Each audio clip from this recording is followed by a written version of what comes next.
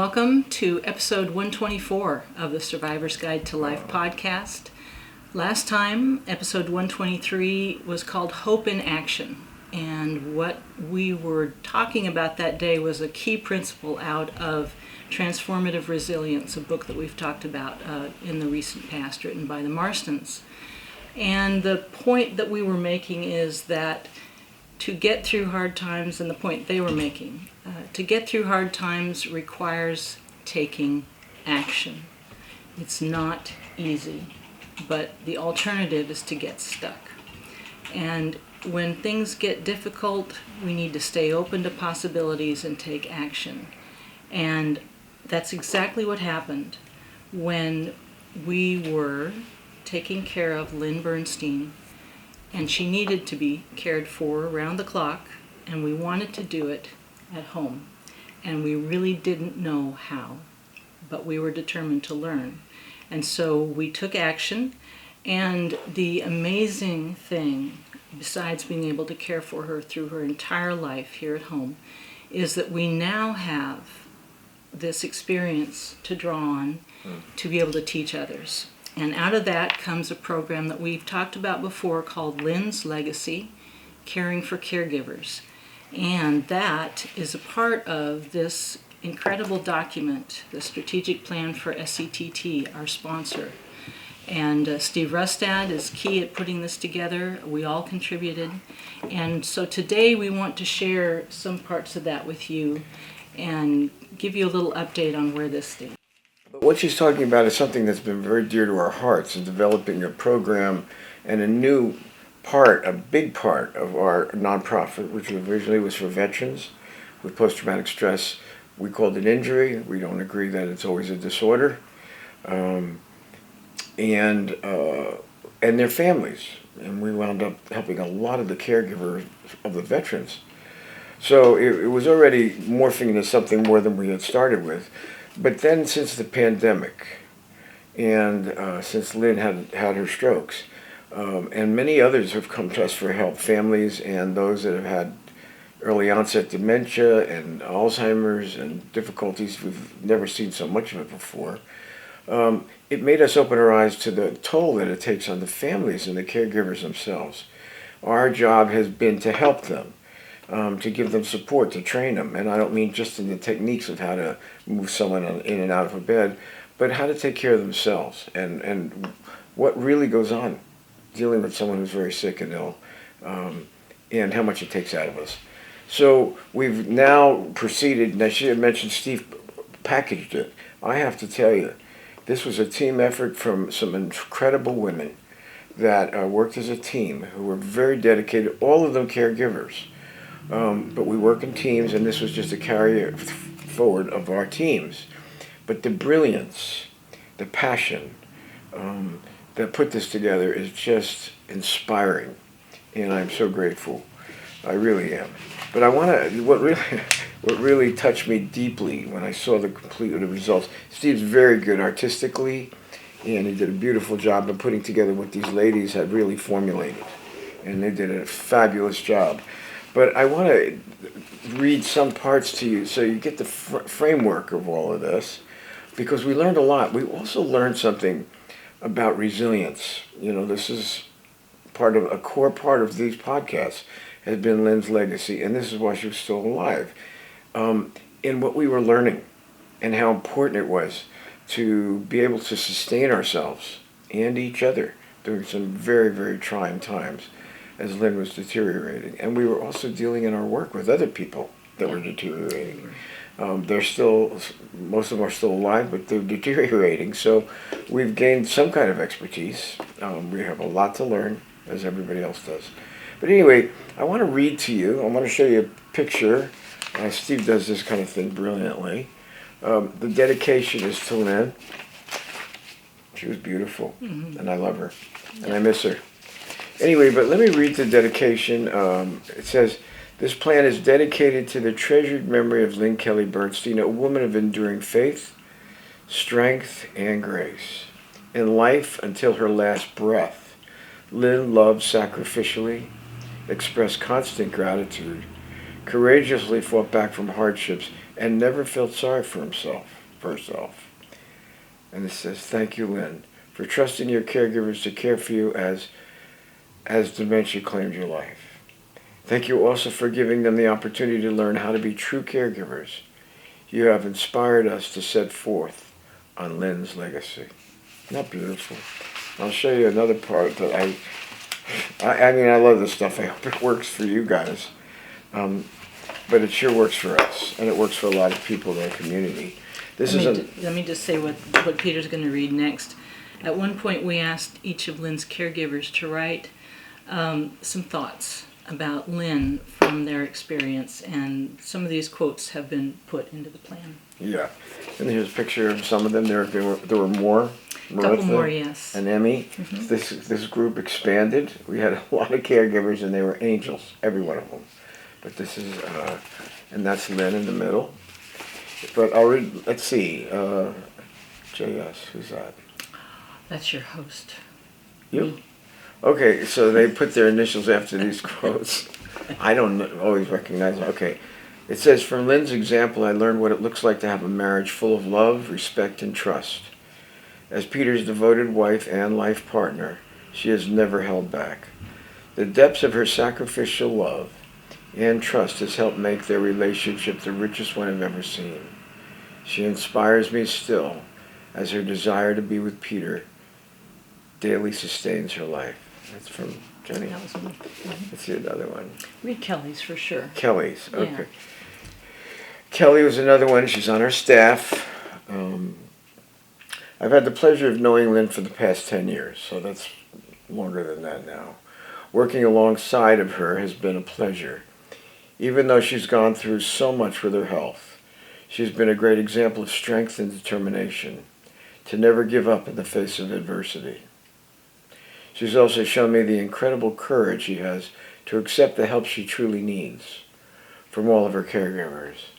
This time with her has been a true blessing and filled with so much love.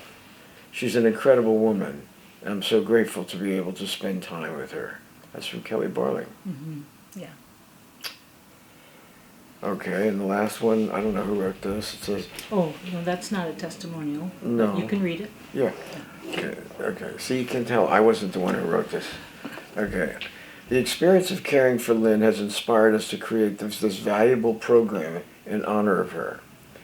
As certified coaches and mentors, we're able to guide family caregivers through the difficult and challenging process of taking care of their loved ones at home.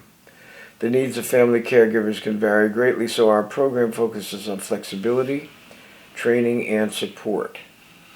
It's built around each individual family and their particular needs. Our coaches are able to draw on their unique blend of compassion and expertise. Self-care for caregivers is imperative.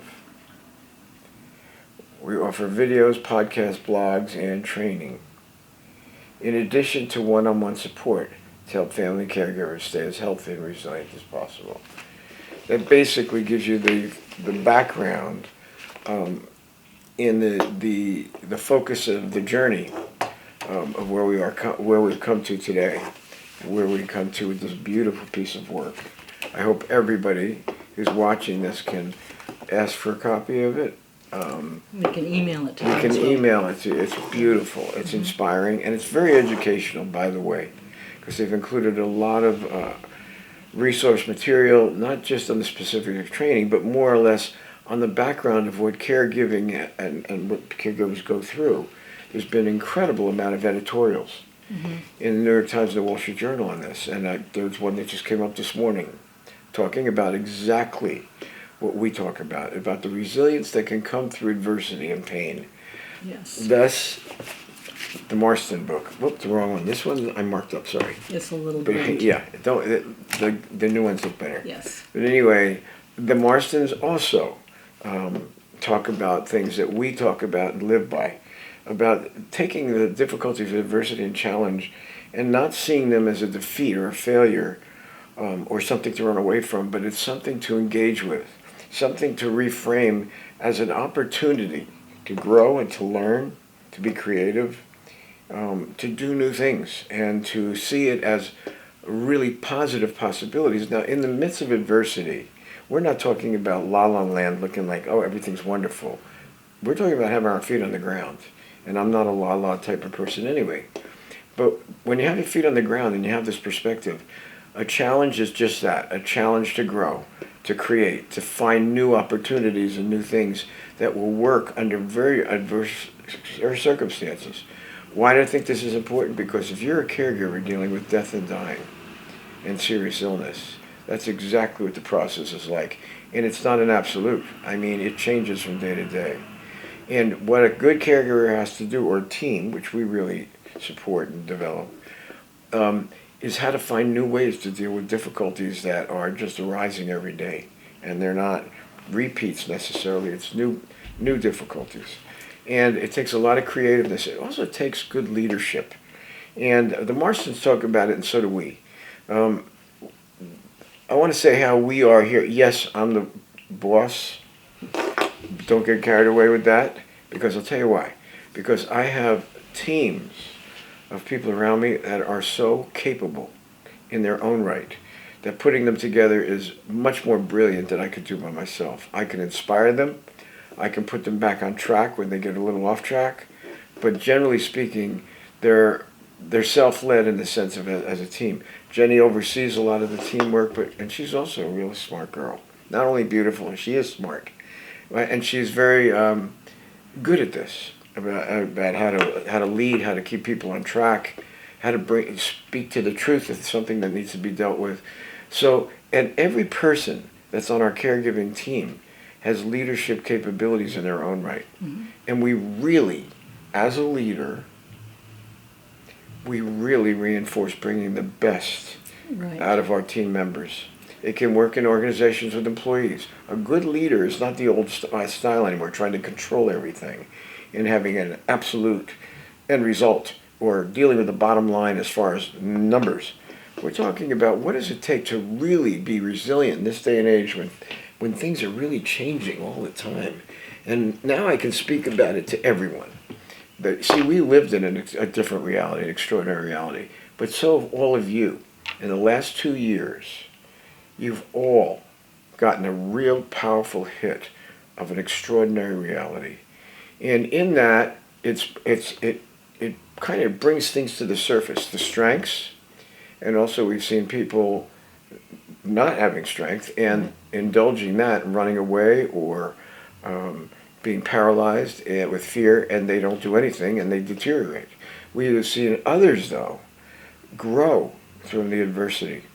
There's an article as of today in the New York Times, speaking about the four ways to promote resilience in 2022. And they're saying exactly the kind of things we do. And one of the things they talk about is how important support is during these times. And I've spoken to people today when I was eating at lunch about the wonderful town of Petaluma I live in. I couldn't do it without incredible support around me. Wonderful people in the town, in the institute, all around me.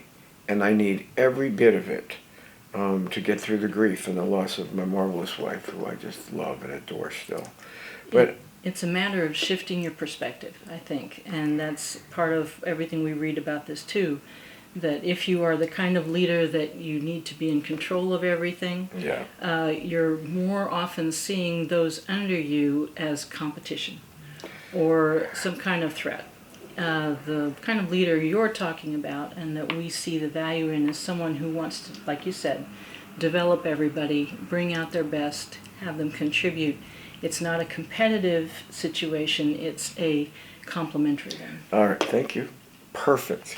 And she said, well, how am I going to integrate all this? Because we know so much. We have so much to talk about. She just did it. Yeah. See, perfect. And one of the things about good leaders, the true leaders today, we call it authoritative leading, not authoritarian or whatever else there are. It's not permissive, but really what it is being a human being first and having humility. The old model is very ego-driven by a lot of the leaders and for power and control. And they're not really thinking about bringing the best out of their employees, I'll tell you that, because that would be too threatening. We're talking about people as leaders who aren't threatened. In fact, they're smart enough to realize if I'm going to be a good leader and we're going to have wonderful results, then I want these people that work with me not just feel like employees, or I want them to know that they are cultivated to become the best people they can be. And then the leader, to be honest with you, really looks good, speaking for myself, because these people come up with brilliant solutions, brilliant action. And we support each other. And we all have our low moments because this is hard work. We're not talking about resilience coming from easy times. It's usually from very difficult times. So we support each other. And if one of our people are sinking, and it happens, then it takes another one of us or the group of us to support and bring them back to themselves. As Jenny can attest to, she's learned the hard way. Oh yeah, that's true for everyone. It's think, at one hard. Point or another. It is. It's hard. Yeah, being a leader is a challenge, and there's hard times involved. Doing very difficult work. Yeah. And the truth is, it takes a toll on anybody. We're not minimizing that. It's just, well, and how do you deal with it? How do you shift people from the overwhelm of emotionality that we all get to? It's tough when you care about someone who's dying or very sick, and get them to see it in a more positive light without being pie in the sky nonsense. And it can be done. And usually it's bringing people back to themselves and their strengths, not dismissing their emotions, but letting them know that they've got to deal with that separately, which we do encourage and help with them do. It's essential. Absolutely. We call that pushing the pause button. Yes, but what about hygiene? Emotional hygiene. Yeah, it came from the Dalai Lama. Yes. Yeah, I can't believe that. I don't know him, but anyway. Yes. But he was talking about, no, we're not saying there's not going to be emotion, and that can be very overwhelming and disturbing.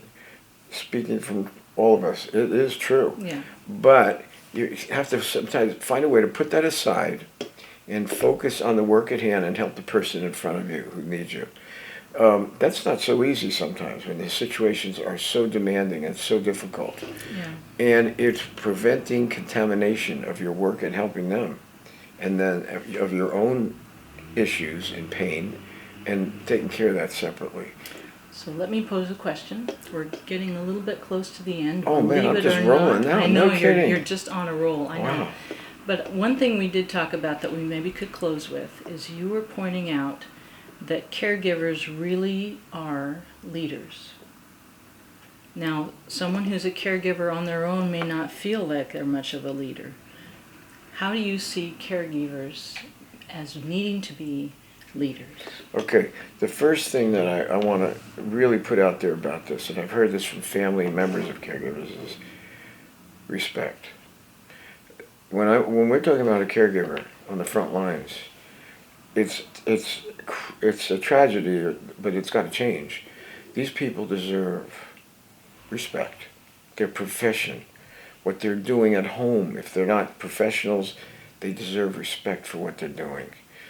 That's the first thing, and to remember that they're doing something that's so important, and they are so valuable in their sacrifice, in spite of how they may be feeling. Right. And to remember that, and to give yourselves the credit you deserve, and also having the ability to be flexible, and not to put critical demands or expectations on yourself, but when you run up against a situation that's difficult, finding new ways to reframe it so you see it as an opportunity for change and to do something hopeful and new. Now, ultimately, when we say hope, the person we be taken care of is going to die. But in the meantime, we can't anticipate all the way down the line. We got to think in shorter, more present terms. And it can be very hopeful and very positive and very uplifting for those moments. A good caregiver has that quality. A good leader has to have those qualities, too. If you're talking about the role, we're not talking about the role so much at all. But if it were, a good leader would be someone who inspires that kind of thing in the people they're working with. Now, in our teams, I would say leadership changes at times. Oh, yeah. And helping each other, and all of a sudden somebody else becomes a leader and can bring their strengths and perspective where other people may be faltering. It can change. That's a team approach, and it's very effective. Mm-hmm. We're also talking about encouraging people and ourselves to move forward, not to fall back and look for doing things that used to work anymore, because that's one thing that, unfortunately, you can't always do. No. In fact, most of the time you can't. For those people that want to run away because it's too overwhelming, and boy, you and I have been called in as consultants to see that, where caregivers just can't, they're burned out, they want to run away. We've seen it with other folks that find this to be so overpowering, and they become so frightened and paralyzed, they run away.